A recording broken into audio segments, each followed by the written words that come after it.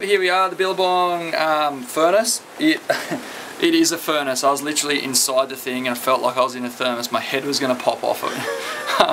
You know, like I've been living down Victoria, and it'd be definitely one of those suits that I'd use in like really cold climates. It's top of the line, great wetsuit, and just bloody hot. Simple, really comfy, durable, easy to get in and out of, but you'll blow your head off if you try to put it on in warm water.